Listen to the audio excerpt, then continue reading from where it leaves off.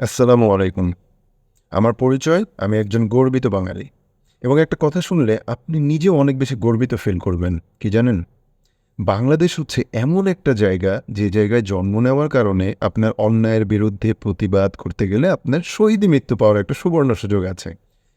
পৃথিবীর অন্য যেকোনো দেশে যান, আপনি কোনো একটা কিছু নিয়ে প্রোটেস্ট করেন বা প্রতিবাদ করেন, সেটা দেখবেন কি পরের দিন ফয়সালা-টয়সালা হয়ে আপনি পৃথিবীতেই আছেন। কিন্তু বাংলাদেশে যখন আপনি সেম কাজটা করতে যাবেন, তখন আপনার শহীদে মৃত্যু পাওয়ার একটা চান্সেস আছে। আর যারা আমরা জানি যে শহীদে মৃত্যু পেলে কিন্তু ডিরেক্টলি বিনা হিসাবে বেহেশতে যাওয়ার একটা সুবর্ণ সুযোগ থেকে যায় ইনশাল্লাহ।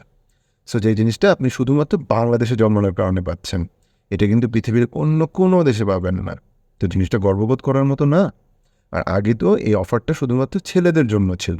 এখন ছেলে মেয়ে উভয়ের জন্য সেম অফারটা রানিং। তো গর্ব না বোধ করে আপনি কোথায় যাবেন বলেন?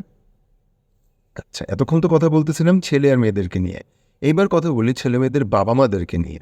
হ্যাঁ, প্রত্যেকটা বাবা-মাই চায় যে তাদের ছেলেমেয়েরা কোনো রকম ঝামেলায় না জড়াক, তারা কোনো রকম তাদের গায়ে যেন আঁচড় না পড়ুক, মানে মূল কথা হচ্ছে তারা যেন কষ্ট না পাক, রাইট?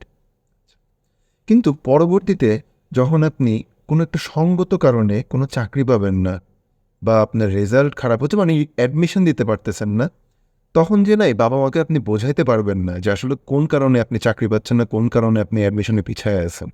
তখন কিন্তু তারা এটা বুঝবে না। আবার কিছু ছেলেরা আছে যারা বলে যে, "না, আমি আমার আব্বু-আম্মা আমাকে অনেক আদর করে। আমাকে ওইসব ঝামেলায় যাইতে নিষেধ করছে। আমি আমার আব্বু-আম্মুর একটা মাত্র ছেলে।" হ্যাঁ, আপনি আপনার আব্বু-আম্মুর একটা মাত্র ছেলে, একটা মাত্র হিজড়া মেয়ে। কি কথাটা খুব গায়ে লাগছে? আমাকে আনফলো দিতে ইচ্ছা হচ্ছে? দিন না।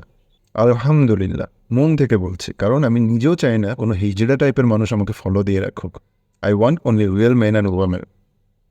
মানে এমন একটা দেশ যেখানে আপনি প্রতিবাদ জানালে আপনি রাজাকার, কিন্তু যদি না জানান তাহলে দিন শেষে আপনিই বেকার। মজা না ব্যাপারটা? আপনাদের হয়তোবা একটা জিনিস অনেক অবাক লাগতে পারে যে রাজপথ এত নির্ভয়ে এ কথাগুলো কিভাবে বলছে। কিভাবে জানেন? কারণ আমি শুধুমাত্র ওই এক আল্লাহকেই ভয় পাই। হ্যাঁ, আমিও আমার বাবা-মার ছেলে, কিন্তু আমি হিজড়া না। অনেক পজিটিভ মাইন্ডেড একটা ছেলে। সো আমি এই ব্যাপারটার পজিটিভ সাইড বের করার চেষ্টা করতেছিলাম। তো আমি যখন বাংলায় কোরআন শরীফ পড়তাম, তখন ওখানে একটা স্পষ্ট লেখা পেয়েছিলাম যে যারা এরকম শহীদে মৃত্যু পায় তারা ডিরেক্টলি বেহেশতে যায়। তো এখানকার পজিটিভ সাইড আমার কাছে ওইটাই লেগেছে। আবার হ্যাঁ, কোরআন শরীফে কিন্তু যারা অন্যায়ভাবে অত্যাচার করে, জুলুম করে, অনেক বেশি অভিশাপ করায়, তারা জাহান্নামের কোন স্তরে থাকবে এইটার ব্যাপারেও কিন্তু বলা আছে। কারণ রাস্তাঘাটের এসব কাহিনী দেখলে রীতিমতো সুইসাইড করতে ইচ্ছা হবে, কিন্তু সুইসাইড করা তো মহাপাপ, এটা কিন্তু হারাম। কিন্তু শহীদী মৃত্যুটা কিন্তু জোস। আর এই পৃথিবীতে মৃত অবস্থায় জীবিত থাকার থেকে জান্নাতে যে জীবিত থাকাটা অনন্তকালের জন্য খুবই ভালো। কিন্তু যারা অনন্তকাল জাহান্নামে থাকবে তাদের ব্যাপারেও কিন্তু কোরআনে উল্লেখ করা আছে। হুম? তো আমাকে যদি আমার কথাবার্তা শুনে মনে হয় যে না, আমাকেও একটা শহীদী মৃত্যু দিয়ে দেওয়া হোক, দেন না। জান্নাতে যেতে কার না ভালো লাগে? বেহেশত তো অ্যামেজিং। কিন্তু জাহান্নামে কারা যাবে তাদের ব্যাপারেও কিন্তু বলা আছে। এইসব কথাবার্তা শুনে আমাকে আবার জামাত শিবিরের সঙ্গে পেঁচিয়ে ফেলেন না। হ্যাঁ, আমি একজন মুসলমান, অ্যান্ড শুধু ইসলাম কেন, পৃথিবীর কোনো ধর্মেই এই টাইপের অ্যাক্টিভিটিকে অ্যাপ্রিসিয়েট করা হয় নাই। তো পারলে ধর্ম চেঞ্জ করে দেখান, ধর্মের কথা চেঞ্জ করে দেখান, পারলে কোরআন শরীফের কথাগুলো চেঞ্জ করে দেখান। কিন্তু কোরআন শরীফের ব্যাপারে তো আল্লাহ নিজেই বলছে যে এখানে যা লেখা আছে এটা চেঞ্জ করা সম্ভব না, সব কিছু বিচার হবে। আর ওখানে কিন্তু কোনো ভাই ব্রাদার ব্যাকআপ দিতে আসবে না। কারণ কি জানেন? ওই ভাই ব্রাদারকেও আল্লাহ ওই রকমই শাস্তি দিচ্ছেন। কারণ পুরো পৃথিবীটাই আল্লাহ এবং সেই সব কিছুর মালিক। সেই আমাদেরকে পাঠিয়েছে, আমাদেরকে তুলেও নেব, সব কিছুর বিচার হবে। এই সৎ সাহসটা মাথার ভিতরে রেখে সামনে এগিয়ে যান, কোথাও আটকাবেন না। দেখেন, এতক্ষণ ধরে আমি কথা বলছি, আমার মুখ কিন্তু একটা বড় আটকায় নেই। তারপরেও এই কথাগুলো শেয়ার দিতে অনেকের বার আঙ্গুল আটকাবে। তারা ভাববে যে না, এইটা স্ক্রল করে অন্য কোনো ট্রল দেখে আসি। সমস্যা নেই, আপনি এসির বাতাস খান। কেন জানেন? আপনি না বের হলেও অনেক মানুষজন বাইরে আছে, আপনার হয়ে বাইরে অনেক মানুষ আছে। বিশেষ না হলে ফেসবুকে দেখেন, অনেক মানুষ। আপনি এসির বাতাস খান। আপনারা মিডিয়ারা কি করেন?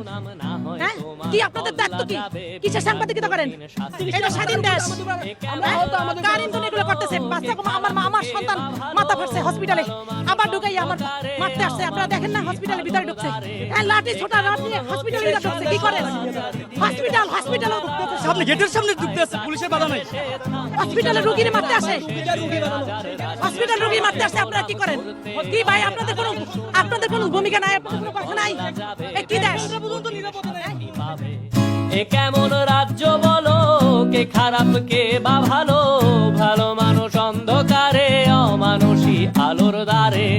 এ কেমন হচ্ছে খেলা, চারিদিকে কষ্ট মেলা, কে কোথায় যাচ্ছি ভেসে, থামবো কোথায় অবশেষে। রাজার রাজ্যে সবাই গোলাম, করতে হবে রাজার সুনাম, না হয় তোমার কল্লা যাবে, বিরাট কঠিন শাস্তি পাবে।